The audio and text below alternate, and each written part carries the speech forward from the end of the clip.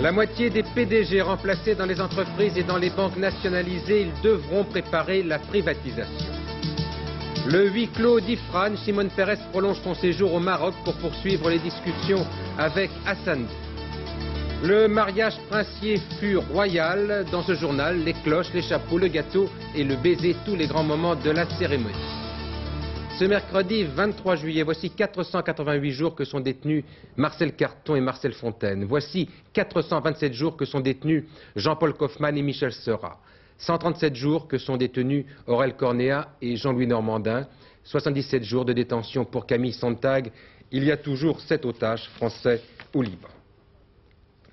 Madame, Monsieur, bonsoir. Et si nous en parlions justement de ces otages, si nous en parlions un instant au détour d'une course, le Tour de France à la voile abordait hier à Saint-Nazaire. C'était la 11e étape. Notre ami Jean-Louis Normandin, l'un des 7 otages français du Liban, est un habitué de cette épreuve. Voici des années qu'il y participe avec passion. Cette année, il n'était pas là, mais ses amis ne l'oublient pas pour autant, pas plus d'ailleurs que les autres otages du Liban. Georges Hansen et Joël Kaufmann étaient d'ailleurs à Saint-Nazaire hier pour porter témoignage. Mais écoutez, moi je ne connaissais pas le Tour de France à la voile, je n'y avais jamais participé, mais c'est à travers Jean-Louis Normandin, avec qui j'ai vécu pendant 3 mois, dans une chambre, que j'ai appris à l'aimer. Tous les jours, il m'en parlait, avec beaucoup de chaleur et beaucoup d'enthousiasme. Et au fur et à mesure que le temps passait, et qu'il voyait arriver la date du prochain départ du Tour de France à la voile, il espérait être libéré pour être avec vous, pour pouvoir encore participer à Tour de France à la voile. Et c'est moi qui ai été libéré, lui il est toujours là-bas.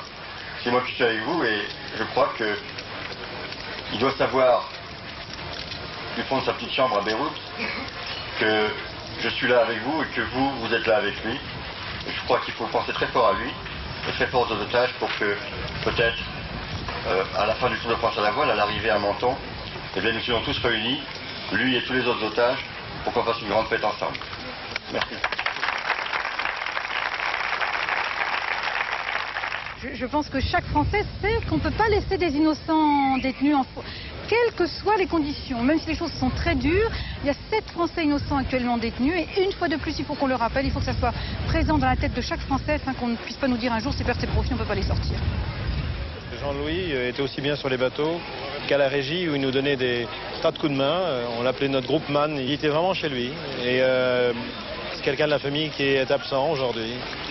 On lui dédie cette étape et puis on espère bien de la voir à l'arrivée, le 9 août à Menton. Et oui, nous aussi on espère bien les voir tous le 9 août à Menton. Un fauteuil sur 2, ce pourrait être le titre de la pièce qui s'est jouée ce matin au Conseil des ministres où l'on nommait les PDG des 24 entreprises promises à la privatisation. Pas de surprise véritable pour ce qui peut paraître comme un exercice d'arithmétique. 12 patrons restent en place et 12 sont remplacés. Alors sur les principaux changements, voici les précisions d'Ève Mettet et de Patrick Boitet. 12 PDG vont donc devoir céder leur fauteuil. 4 d'entre eux paient sans doute une étiquette politique de gauche. C'est le cas de Loïc Le Floch-Prigent, remplacé à Rhône-Poulenc par Jean-René Fourtou, un proche de Valéry Giscard d'Estaing. Bernard Attali, PDG du GAN, cède sa place à François Heilbronner, membre du cabinet de Jacques Chirac. Jean de Flacieux laisse le Crédit Lyonnais à un homme du Sérail, Jean-Maxime Lévesque, ancien président du CIC. À Suez, Jean Perlevade est remplacé par l'ancien gouverneur de la Banque de France, Renaud de la Genière. Les autres départs s'expliquent par d'autres considérations. Remplacés à la CGE, Georges Pebreau par Pierre Suard, vice-président de CIT Alcatel. À Péchinet, Bernard Pache par Jean Gandois, ex-président de Rhône-Poulenc. Beaucoup de mouvements dans les banques. À Paribas, Jean-Yves Aberer est remplacé par Michel-François Poncet, un ami de Jacques Chirac. À la Société Générale, Jacques Mailloux, par son adjoint Marc Viennot. Au CIC, Georges Dumas, par Jean Dromer, président de l'Association française des banques. En revanche, sont maintenus à leur poste Alain Gomez, PDG de Thomson, que l'on pensait menacé par son étiquette de gauche. Michel Pecker, à la tête d'Elf-Aquitaine. Jean-Louis Beffa, à Saint-Gobain.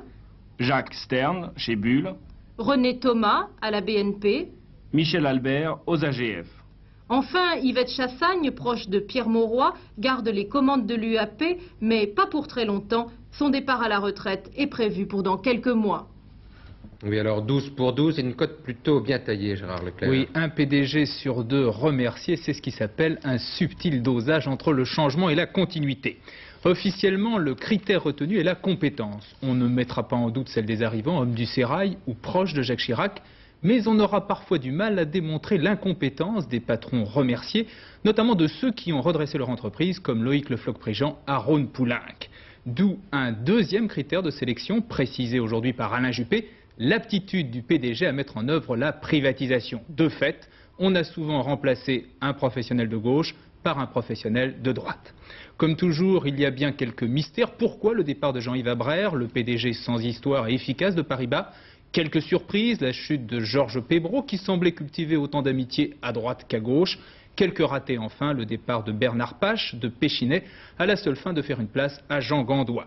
Et puis, il y a le risque de déstabiliser des entreprises qui ont besoin de continuité dans leur gestion. 3 changements ou confirmations de PDG en 4 ans avant un nouveau chamboulement au moment de la privatisation. Cela fait beaucoup face à des concurrents étrangers qui ne connaissent pas ce genre de péripéties. Et puis j'ajoute à propos des privatisations que le Conseil des ministres a adopté ce matin le projet de loi sur ce sujet, sur les privatisations. Un texte qui remplace donc l'ordonnance qu'a refusé de signer François Mitterrand. Le Conseil des ministres qui a par ailleurs autorisé Jacques Chirac à engager la responsabilité de son gouvernement pour faire passer ce projet en vertu de l'article 49.3. De toute évidence, la majorité ne veut pas perdre de temps. La Navale, dans les rues de Paris, 2000 manifestants venus de la Seine et de la Ciotat, les 2 principaux sites de la Normède, qui a, vous le savez, déposé son bilan le mois dernier. Ils ont manifesté devant l'UIMM, c'est-à-dire l'Union des industries métallurgiques et minières, au moment même où l'on discutait des congés de conversion dans leurs branches sinistrées. Corinne Pertuis. Arrivés tôt ce matin, les 2000 manifestants des chantiers de la Ciotat et de la Seine ont arpenté les rues de Paris en tous sens aujourd'hui, montrant qu'ils étaient bien vivants. Personne ne les a reçus. Halte obligatoire, le siège du patronat de la métallurgie. Les premières discussions se sont engagées ce matin entre les partenaires sociaux. Un accord est intervenu sur les congés de conversion. Pour les employés de la Normède, cela ne suffit pas. On dit on va faire quelque chose, tout le monde dit on va. Mais personne ne peut nous dire exactement qui et comment et quoi. Il faut quand même savoir qu'à cause de notre dépôt de bilan à nous, il y a environ 250 entreprises qui vont peut-être déposer elles aussi le bilan. Alors nous, qu'est-ce qu'on va faire? CGC, CFDT, CGT, tous les syndicats sont présents. Portez avec fierté la maquette du dernier bateau construit au chantier de la Seine, un bateau militaire pour l'Arabie Saoudite. Dans les Bouches-du-Rhône et le Var, ce sont 16 000 emplois qui sont concernés par le dépôt de bilan de la Normède. Un rapide retour au Conseil des ministres pour vous dire que l'on a aussi parlé des relations entre les contribuables et l'administration. 9 mesures concrètes ont été présentées par Édouard Balladur. À noter celles qui prévoient entre autres qu'en matière douanière aussi les perquisitions devront être décidées par le juge et par lui seul. Une histoire maintenant, une histoire qui illustre bien le poids de la fiscalité qui frappe les entreprises. Il s'agit plus particulièrement de ce qu'on appelle la taxe professionnelle et qui pourrait bien décider du sort d'une entreprise de Marc-en-Barreuil, près de la frontière belge. Une histoire exemplaire puisque cette entreprise, qui emploie 300 personnes, menace de passer la frontière si sa fiscalité n'est pas revue. Enquête sur place, Patrick Boitet, Noël Alexandre. Des paquets de levure comme celui-ci, la société Le Safre en produit plus de 400 000 par jour, une production exportée en totalité.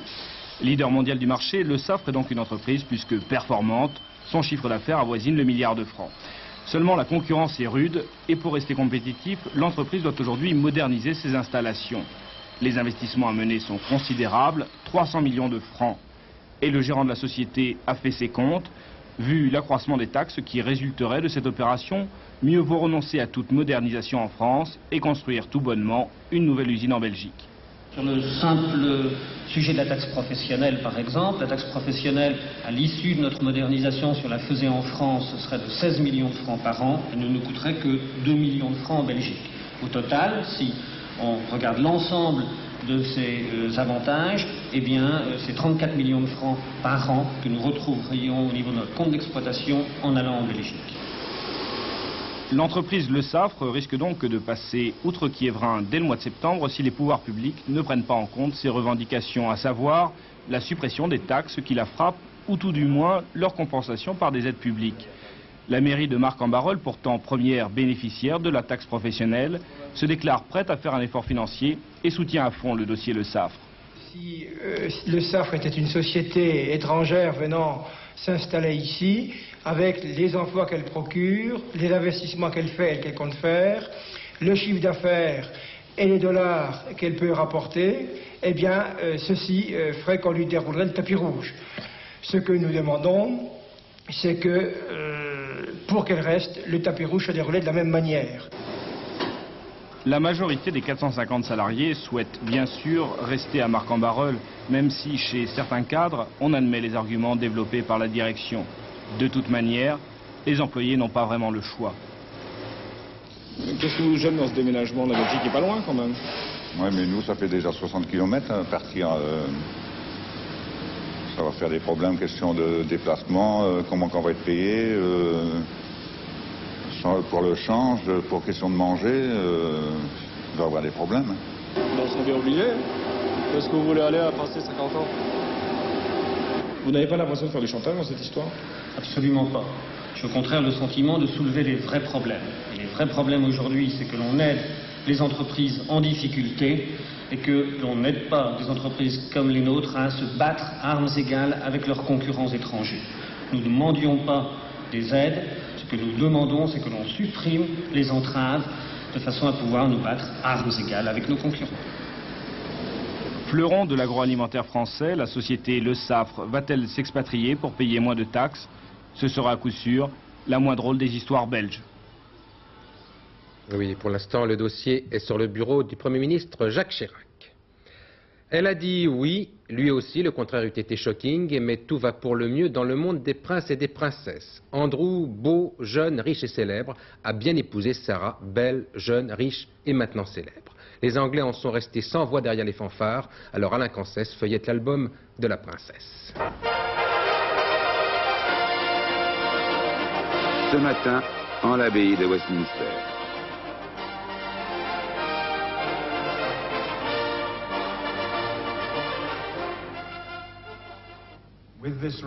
Et par cet anneau, vous voici désormais mari et femme. C'est à cet instant précis que Sarah Ferguson est devenue duchesse d'York en épousant le second fils de la reine d'Angleterre. La famille royale et les plus jeunes, qui semblent trouver la cérémonie un peu longue. Le plus dissipé et comme à l'ordinaire, le prince William, fils aîné du prince de Galles et futur roi d'Angleterre. Les jeunes pages ont quelques ennuis avec la longue traîne.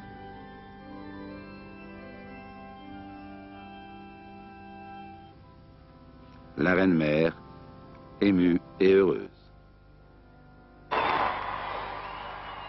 Retour triomphal au palais de Buckingham sous les acclamations de la foule. Le major Ferguson, le père de Sarah, très fier d'être à côté de sa souveraine.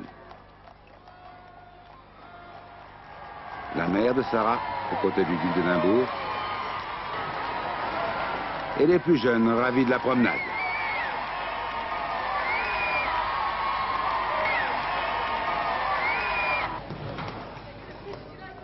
L'arrivée au château.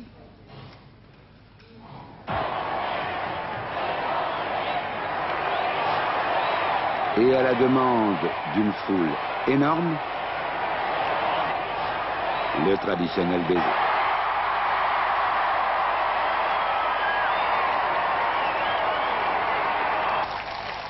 Une mère souriante et une famille royale heureuse saluaient cet après-midi le départ pour la lune de miel.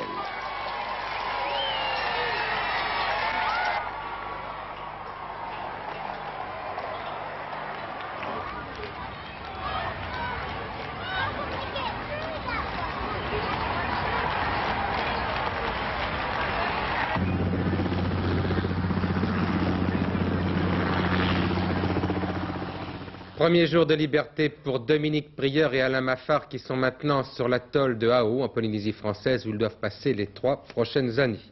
C'est, vous le savez, l'un des termes de l'accord passé entre Paris et Wellington pour leur libération.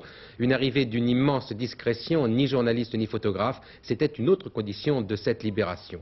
Consigne de silence respectée, donc, même si Dominique Prieur semble décidé à régler ses comptes quand l'occasion lui en sera donnée.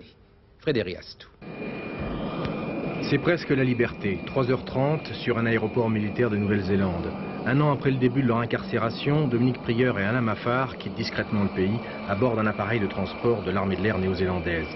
Le 9 juillet dernier, un accord a finalement été signé à Paris entre les deux gouvernements. Parmi les clauses de cet accord, une lettre d'excuse du gouvernement français adressée au gouvernement néo-zélandais. Signée par Jacques Chirac, elle a été remise hier au Premier ministre David Lange. En janvier dernier, dans sa prison, Dominique Prieur avait reçu la visite d'un journaliste qui jusqu'à ce matin s'était imposé le silence. Et pourtant, il avait longuement recueilli les confidences de l'officier français. Elle a dit, et c'est ce que tout le monde a repris, qu'une fois sortie, elle ne s'expliquait pas vraiment pourquoi elle avait été arrêtée. Alors effectivement, je crois qu'il ne faut pas être spécialiste pour dire que l'opération a échoué. Les deux agents ont été arrêtés, puis incarcérés et condamnés. Et il y a eu un problème. Alors, elle souhaite faire une mise au point, ce qu'elle a appelé laver le linge sale en famille. Je crois qu'il ne faut pas aller au-delà, faire du sensationnalisme au travers de cette réponse. Elle souhaite faire une mise au point. Elle ne va pas arriver, lorsqu'elle sera à Paris, avec un revolver au sein de la DGSE. Première escale en territoire français, l'île de Wallis, où les deux officiers sont accueillis par les autorités de leur pays. À leur tête, Gaston Floss, secrétaire d'État auprès des départements et des territoires d'outre-mer. Le moment d'émotion passé, Dominique Prieur et Alain Maffar sont aussitôt transportés par un avion militaire sur l'atoll d'Ao, près de Mururoa. Non loin de là, en Nouvelle-Calédonie, le père de Dominique Prieur vient d'apprendre la bonne nouvelle. C'est fini, quoi. Tout va bien. J'espère aller la voir là-bas. Je pense qu'ils donneront l'autorisation, oui. Je sais que sa détention n'a pas été terrible si on veut, mais c'est quand même de la détention, puis dans des conditions pas toujours, on dit, confortables, je sais pas. Mais quand on est en prison, on est en prison. Pendant 3 ans, les deux agents de la DGSE vont devoir rester sur l'atoll d'Ao. Le commandant Maffar comme adjoint au commandant de la base et le capitaine Prieur comme directeur de cabinet.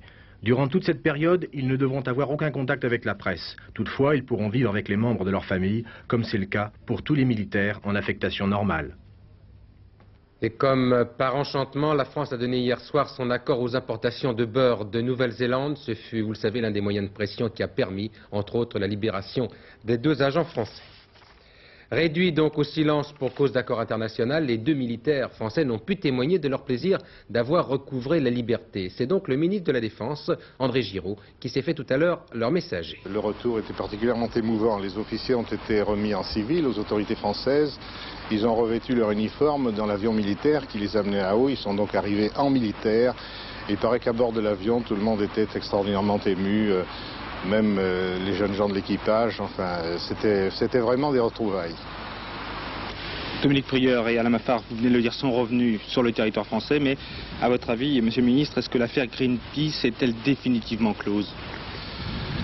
Il est naturel que nous demandions à ces deux officiers un rapport sur ce qu'ils ont fait dans l'opération dont ils étaient chargés. C'est une pièce qui manque à l'enquête du ministère de la Défense et donc nous voulons l'y ajouter pour avoir une opinion aussi claire que possible sur ce qui s'est passé. Est-ce qu'on peut savoir qui va les interroger? Oui, c'est un de leurs supérieurs hiérarchiques qui ira les voir dans quelques jours. Que se passe-t-il au palais d'Ifrane, dans l'Atlas marocain? C'est une question que tous les journalistes se posent, tant il est vrai que rien ou presque ne filtre des conversations entre le roi Hassan II du Maroc et le Premier ministre israélien, M. Shimon Peres.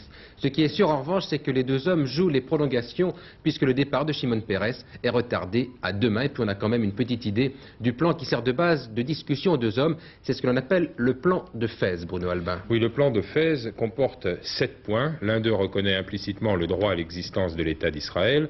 Les autres prévoient essentiellement la création d'un État palestinien indépendant ayant Jérusalem pour capitale, le retrait d'Israël des territoires arabes occupés depuis la guerre des 6 jours et la reconnaissance de l'OLP comme seul représentant du peuple palestinien. Faut-il préciser que ce plan a été adopté par les pays arabes en septembre 1982. Alors 82, ça n'a pas marché à l'époque, pourquoi est-ce que ça marcherait mieux aujourd'hui? Effectivement, il n'y a aucune raison et on voit mal pourquoi Jérusalem accepterait aujourd'hui la création d'un État palestinien ayant précisément Jérusalem pour capitale. Mais il fallait bien que l'on parle de quelque chose à Ifrane. Je crois en fait que l'essentiel de cette rencontre, c'est la rencontre elle-même. C'est un huis clos, pas de radio, pas de télévision, pas d'image. Cela stimule la curiosité, cela donne du prix à un face-à-face dont on ne sait rien, sauf qu'on y parle. Il y avait un précédent, celui de Sadat et de Begin, hautement symbolique, mais limité dans ses conséquences par le fait qu'il avait été unique, que le dialogue n'avait pas été repris par la suite, mais c'est quand même ce précédent qui permet aujourd'hui la rencontre du palais d'Ifrane. Toute la portée du geste d'Hassan II est là. Le roi du Maroc reprend le flambeau là où Sadat l'avait laissé. C'est un geste à haut risque qui fait de lui le chef de file des Arabes modérés.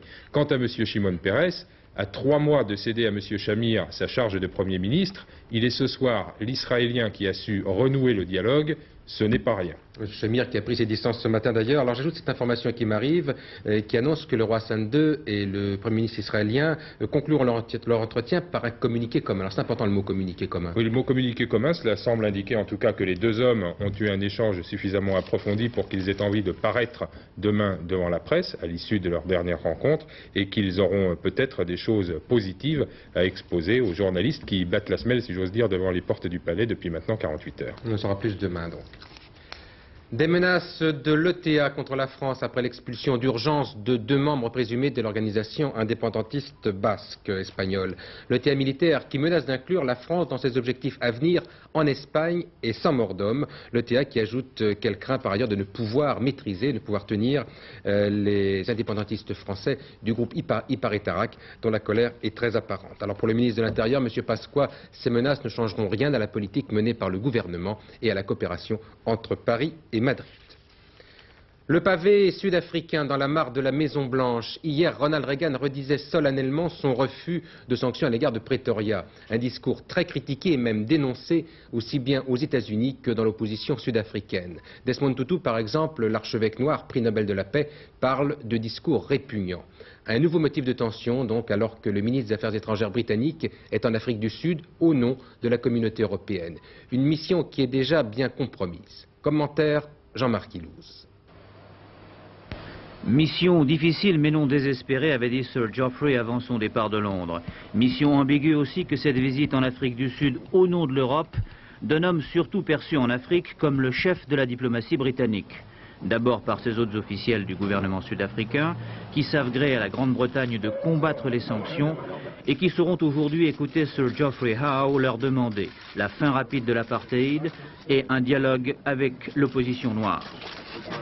Mais voilà, ni Winnie Mandela, épouse du nationaliste noir emprisonné, ni la plupart, mais pas tous, des dirigeants noirs, ne souhaitent rencontrer un représentant de l'Europe dans lequel ils ne voient que le ministre de Madame Thatcher.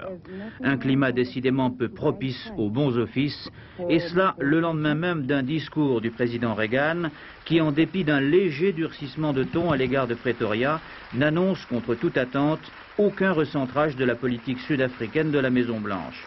Ronald Reagan demande lui aussi la fin de l'apartheid et la libération de Nelson Mandela, mais pas question de sanctions. Une attitude jugée trop molle par les parlementaires américains, y compris désormais par les amis politiques républicains du président. Les propos du président américain condamnés aujourd'hui par l'Organisation de l'Unité africaine sont qualifiés de publicité pour Botha par un Desmond Tutu furieux. Que Reagan, Thatcher et Cole aillent au diable, a dit l'archevêque de Johannesburg. Des Noirs meurent tous les jours. Qu'on dise que les sanctions leur apporteront la pauvreté, c'est de la foutaise. Le Rafale a le vent en poupe. Voici 15 jours seulement que le nouvel avion de Dassault effectuait ses tout premiers vols d'essai, 15 au total. Aujourd'hui, la société est décidée à mettre les bouchées doubles pour cause de succès. Explication, Laurent Boussier. Cet après-midi à Istres, 9e vol du Rafale. Ces vols qui, depuis le 4 juillet, se succèdent au rythme de 1 tous les 2 jours, lui ont déjà permis d'atteindre 1800 km/h, de monter à 14 000 mètres d'altitude et de tester plus de 900 paramètres dans tous ces domaines de vol. Les entrées d'air, les gouvernes, le train d'atterrissage et les matériaux composites ont été essayés dans toutes les conditions que peut rencontrer l'avion. C'est un très bon point pour Dassault à 1 mois du prochain salon de Farnborough et alors que son concurrent anglo-européen n'a pas encore décollé. Malheureusement, ce succès technique incontestable ne permet pas pour l'instant de savoir combien d'avions seront fabriqués, quel sera leur prix et avec quels partenaires ils seront construits. Vous savez que dès qu'un avion vole, et surtout quand il vole bien, eh bien, les gens s'intéressent, les pays s'intéressent. Alors nous avons des pourparlers avec la Belgique, en particulier sur le plan industriel, qui s'intéresse beaucoup à cet avion en Europe, pour l'Europe. Et puis nous avons aussi beaucoup de contacts avec d'autres pays non européens et qui nous demandent de venir voir l'avion et peut-être de commencer des discussions. Pour l'instant, la société Marcel Dassault Breguet Aviation, qui a évalué le marché potentiel du Rafale à plus de 1000 appareils, a demandé au gouvernement des crédits pour la construction de 6 prototypes. 6 prototypes de l'avion définitif, le Rafale B, plus petit et moins lourd que celui qui vole actuellement. Ils sont à nos côtés, ils regardent la télévision, ils vont au cinéma, ils parlent entre eux et pourtant ils ne sont pas tout à fait comme nous. Ce sont les sourds, ils sont plusieurs millions, en France 3 millions, sourds et malentendants qui communiquent bien souvent par des signes, avec un stage d'été bien intéressant puisqu'ils permettent de se familiariser cette année avec la langue des signes qui est le 4e langage appris aux États-Unis, mais hélas pas en France. C'est d'ailleurs un problème, d'où cette association Deux langues pour une éducation qui propose aux parents d'enfants sourds d'apprendre ce langage indispensable. Regardez ce reportage d'Anne Alessandrini et de Didier Rancoeur.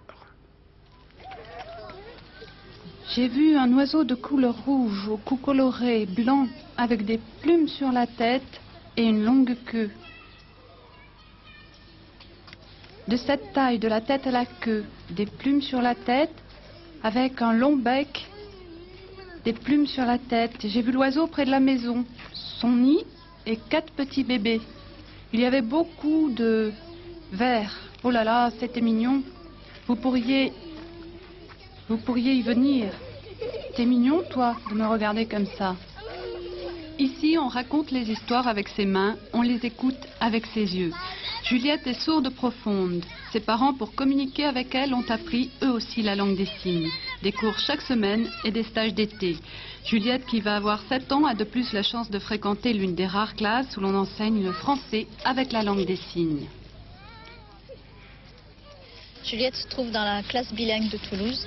Et là, vraiment, on a constaté les mêmes progrès qu'en famille au niveau des connaissances. Juliette peut acquérir normalement toutes les connaissances qu'un enfant acquiert à son âge, sans problème, sans avoir à décrypter la langue. Toutes les connaissances peuvent lui parvenir directement.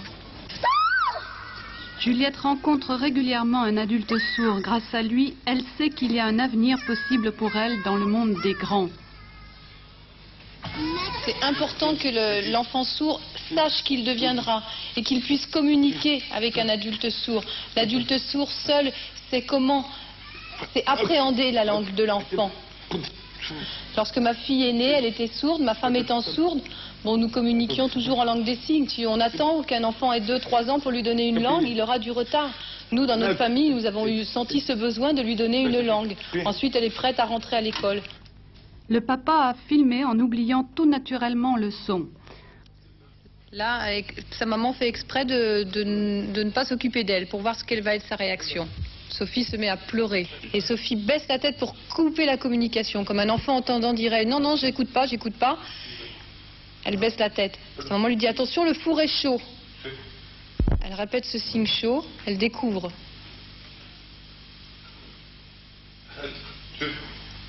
Elle se souvient du signe chaud qu'on vient de lui dire. Sa maman l'appelle et lui dit « Qu'est-ce qu'il y a ? J'ai faim, j'ai faim ». Ces enfants suivis en orthophonie progressent aussi en langage oral. Mais tous les parents d'enfants sourds profonds en témoignent. La découverte du langage gestuel, c'est pour eux comme une seconde naissance. Ils pénètrent tout à coup dans le monde magique de la communication. Pourtant, la langue des signes n'est toujours pas officiellement reconnue dans l'enseignement. Un bien joli reportage. Le Tour de France maintenant avec la 19e étape, déjà la 19e étape qui se courait aujourd'hui entre Villard-de-Lans et Saint-Étienne. Victoire de l'Espagnol Julián Gorospe, mais pas de changement au classement général. Toujours Greg LeMond en jaune, suivi de Bernard Hinault qui a aujourd'hui grappillé quelques petites secondes, 2 secondes au total. Mais la différence se fera très probablement la veille de l'arrivée dans l'étape contre la montre. Et puis, il y a un quartet demain. C'est un quartet qui se court sur l'hippodrome d'Anguin. Je propose de découvrir les pronostics de Pierrette Bresse. Il y aura 19 partants. Elle vous suggère de jouer le 16, le 13, le 15, le 18, le 17 et le 11. Il y a 2 non partants. Ce sont le 7 et le 3. La météo maintenant avec Laurent Boussier, une carte qui n'est pas bien jolie. Et oui, demain sera la journée des encore un peu de soleil, encore un peu de nuages, encore un peu d'orage et encore un petit peu de vent. Alors tout ça se mêlant allègrement sur la photo satellite, ça fait un peu désordre. Regardez cette photo satellite, il y a des nuages un petit peu partout en France, des nuages qui ont donné des orages assez importants sur le Massif central et surtout sur le nord-est du pays. Cette zone de nuages va se décaler demain vers le sud-est. Malheureusement, elle sera remplacée par des nuages qui étaient aujourd'hui sur le maillage princier. On regarde maintenant la carte du temps prévu pour demain. On retrouve à peu près la même chose, c'est-à-dire des risques d'orage sur les Pyrénées, quelques nuages sur le Massif central et sur les Alpes, encore du beau temps sur la Côte d'Azur et surtout sur la Corse. Partout ailleurs, un temps variable, légèrement plus nuageux évidemment sur la Bretagne et sur la Normandie. Côté température, eh bien la baisse continue légèrement. Température inférieure de 1 degré à celle d'aujourd'hui, de 17 à 22 degrés seulement sur la moitié nord, 21 degrés à Paris, et de 22, 23, mais quand même jusqu'à 29 et même 30 degrés à Nîmes sur la moitié sud. On passe rapidement à notre agenda. Demain sera le jeudi 24 juillet. Le soleil se lèvera à 6h15, se couchera à 21h39. 3 minutes de soleil en moins, les jours diminuent assez rapidement. Ce sera la Sainte-Christine. Alors bonne fête Christine. Bien, je reçois à l'instant une dépêche qui m'annonce, enfin qui me précise ce que sera le texte officieux, donc pas encore officiel, du communiqué commun entre Hassan II et Shimon Peres dans le cadre de la réunion d'Ifrane. Alors c'est un texte un peu compliqué, simplement je crois qu'il faut en tenir uniquement que les deux hommes se sont donc vus, qu'ils ont discuté. Apparemment il n'y a pas eu de résultat véritablement tangible. Shimon Peres rendra compte prochainement donc de sa mission en Israël et le roi Hassan II fera part de les résultats de la rencontre aux dirigeants arabes lors d'un prochain sommet arabe. Donc c'est un communiqué pour l'instant officieux, mais apparemment le communiqué est très profil bas. Voilà, le dernier journal, ce sera avec Philippe Arroy aux environs de 23h20. Il reviendra en détail sur cette affaire. Et puis demain, 6h45, la vraie nature de Brigitte Simonetta dans Télématin. Bonsoir, à demain 20h.